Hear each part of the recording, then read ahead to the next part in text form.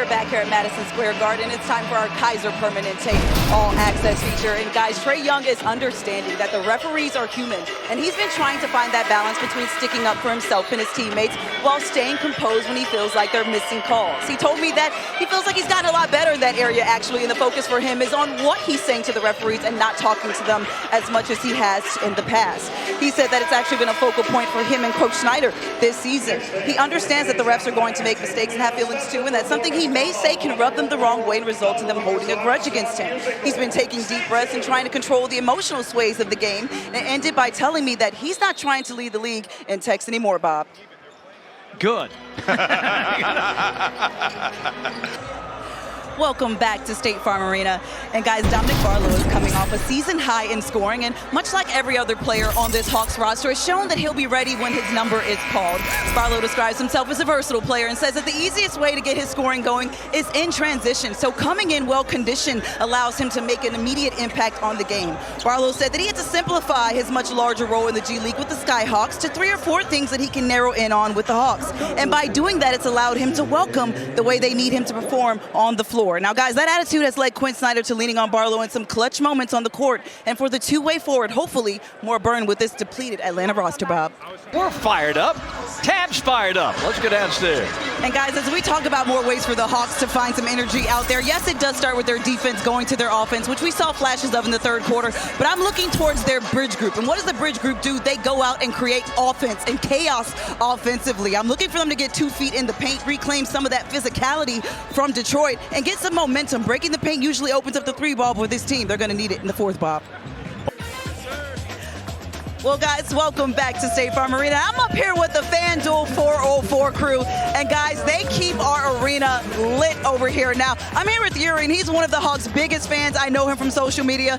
It's no surprise that Yuri will be in this section. So, Yuri, you tell me what you guys' jobs are. I see the big heads. We make so much noise at State Farm Arena every night. The FanDuel 404 crew section, best fans in the NBA. We're here to cheer our Hawks every single game, and we're ready to bring that energy every time. And how do you guys get the team going? Because I've seen a lot of games where you guys get them going. Y'all are really a part of it. You'll hear it right now. We bring the loudest energy in the arena. Let's get this dub. Let's go Hawks. Y'all heard Yuri. Let's get this dub. You see the heads.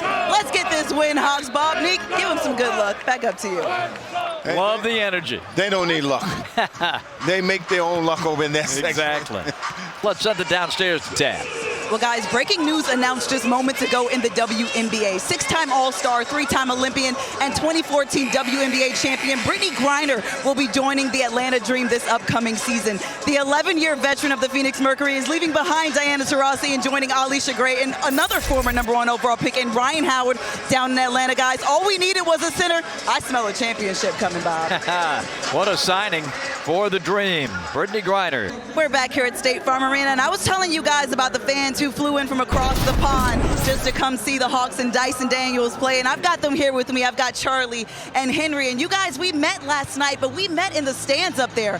You guys are courtside tonight. You've got different tickets. So, Charlie, how'd you get those courtside tickets? So basically, we just fundraised. We sold cookies and lemonade and did bake sales and sold cookies and stuff so we can make money and then come here and spend it on the tickets for the game. That's amazing. And I heard from your parents that you fundraised for over 2 months and went out on the streets of Australia to sell those? Yeah. Oh my gosh. So you guys have been Hawks fans for a little while now, right? You guys were telling me about the 2021 playoff series. What do you remember about that series? Well, I just remember the Knicks game, and we were watching it live, and that was like my first game that we both watched, and that's pretty much like it, I guess. Yeah, and then you've been fans ever since. So having Dyson here playing for the team makes you fans even more. And I heard that you met up with him last night. What'd you guys talk about after the game? We were just talking about like how when he was a kid and how like he played basketball and practiced like every day. And pretty much that's it, I guess. That's awesome, you guys. And I know you guys want to enjoy those courtside tickets. I'll let you go after this one. But just how are you enjoying your time so far? You were at the game last night. I know that you guys did 2 games in 1 trip. How are you enjoying your time in Atlanta? Yeah, it's been so nice. We went to the College Football Hall of Fame today as well. Checked that out, which was pretty good. And yeah, with the snow, it's such a nice city, so it's so fun to be here. Oh my gosh, I'm so happy you guys got to experience the snow. We don't really get snow a lot, so you got in at a good time. Charlie, Henry, thank you so much for your time, and thank you guys for being Hawks fans. Thanks. Thank you. Bob, Nate, back to you. Look, Jalen Johnson just got hurt. He's running back to the locker room, his shoulder. Well, Coach, it's almost like the Hawks flipped quarter one and quarter two. You outscored the Celtics 31-15 in that second quarter. Where was the difference? It really started on defensively for us. We got rebounds and we closed possessions. The Hawks capitalizing on points in the paint. No Porzingis, no Horford. Was that a point of emphasis coming in? And if so, how do you continue or capitalize on it in the second half? Yeah, absolutely. We're trying to push the pace, as best we can. We're back here in Boston, guys, and the Atlanta Hawks are the perfect example of how the G League can feed seamlessly into the NBA with players like Keaton Wallace and Daquan Plowden coming in and having the immediate impact they've had so far this season. Watching them was a little nostalgic for Jalen Johnson, who told me that as a former G League guy, seeing them step in and step up the way they did showed you just how prepared they really were. He also added that in his first NBA start, he wasn't nearly as ready or look as confident as they did stepping on the court. He gave kudos to Steve Clyde, the head coach for the Skyhawks, and the job he's been doing getting the players ready, and said that the chemistry is there no matter who plays because the offense and the concepts are the same. So you come in with an understanding of what the coaches want and how to make an immediate impact. And guys, I don't know if you remember the last time we were here, Keaton Wallace was a huge part of that win. He's not here tonight, but Daquan Plowden is. We'll see what he does if he gets any burn, guys. Bob? Keaton was a little busy today. Send it over to Tab. Guys, we've been talking about the Hawks' absolutes and what they absolutely have to do to win. And for me, that's whatever they did in the second quarter. B.O., I agree with you. They got to get back to defending the three-point line. How do you do that? Well, it starts with communication first, rotating and shifting defensively. But most importantly, guys, make them uncomfortable with their physicality. It took them out of their comfort zone in that second quarter, and it silenced this arena, guys. Let's send it over to Tab. Well, guys, I don't know if you remember, but that Miami game, Garrison Matthews dunked the ball, and his teammates were all excited about it. And it was a new look Garrison Matthews because we're used to seeing him shoot the three ball. Garrison told me that he's had to make some changes in his game and start attacking the paint. And I asked him how he's been feeling with all this new attacking, and he told me he's been very sore, his body hurts, but it's opened up his game a lot, guys, because so many people are running him off the three-point line, Bob. He's 28 years old. He's getting up there, Brian. Old aches and pain. A little longer. We're back here at the United Center where the Hawks have a 42-34 lead over the Chicago Bulls.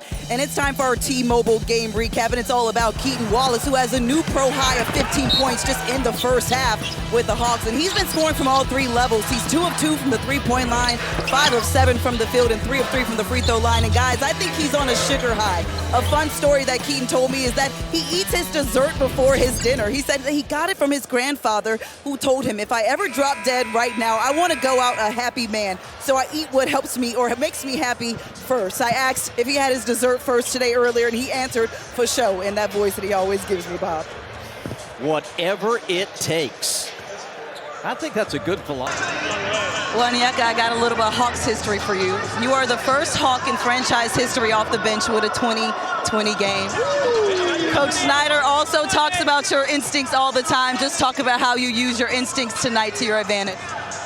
Hey, that's what happens when you have a 4-day rest. You know what I mean? It was just good to get the dub, but I'm glad I was able to, help out in some way. How was that rest? We had a canceled game, a postponed game. How was that rest able to help you guys refocus and just give you some time off? A 2-week road trip was grilling. It helped a lot, I'll tell you that. It helped a lot. And what about your teammate over here? I'm going to go to you, Garrison. You had 5 3-point makes tonight. They were all timely. Just talk about how you were able to get that advantage and how you were able to pick your spots. Well, I mean, it's the teammates passing the ball. I don't create my own shot, so it's a big credit to them. I'm just glad. I've been super cold over the last week or two, so I'm glad to get that back. We saw this team just 5 days ago. What was the difference in both of your opinions in this game that got us the win? I think it was our defensive intensity. KD obviously and Booker got hot, but just being able to, in our cycle, everybody was cycling. When we had a mismatch, we blitzed, and then everybody was cycling, so we were on the same page. And what about you, OT? What was the difference tonight? Physicality, we had some guys out, but it didn't matter, man. We were ready to play no matter what. It's hard to be the same team, twice in the season. So, I'm glad we got the dub tonight. One big difference, the rebounding. We lost rebounds by 10 last game. We won tonight. You had 21. Great game. Thank you. Appreciate it. And guys, part of that dry spell is because the pressure has increased on Trae Young. And like anything else, their teammates are going to have to come and relieve that pressure. Antonio Lang telling me just a few seconds ago that the last few turnovers were all because their defense sped us up. Spacing, communication, and coming back to the ball where Trae can see you offensively is going to be imperative to getting that offensive rhythm back, Bob. Lead on the bench. Well, Keaton, you guys come in here shorthanded, but the offense seems to have caught their defense off guard. How are you keeping them off balance out there? We're just trying to stick to what we do. Play Hawks basketball. We're playing with pace. We talking a lot. We trying to fly around on defense, create chaos. We just trying to stick to what we do. And speaking of creating chaos, how are you guys staying so connected? I can't imagine you've had that much practice time to play with each other. We got something called absolutes. So when we work on our absolutes, it's getting our pace together, playing with the pass, and trying to get in the seams and gut as fast as possible. Sounds good, Keaton. Thank you. Thank you. And that's the value of having the College Park Skyhawks. It's Mike Bray with Tab. Well, Coach, DeAndre Hunter picking up where he left off last night, shooting 50% from the floor. What do you like about how he's picking his spots tonight? I think we got him back on track last night in Minneapolis. Confident, body feeling good. Just keep being aggressive. Assess the team's attention to the scouting report. They're holding the #1 team who has offensive rebounds and second chance points in the league to none in those two areas. Assess how they're doing in that area. I think our position defense has been excellent. That's why they've had 14 turnovers.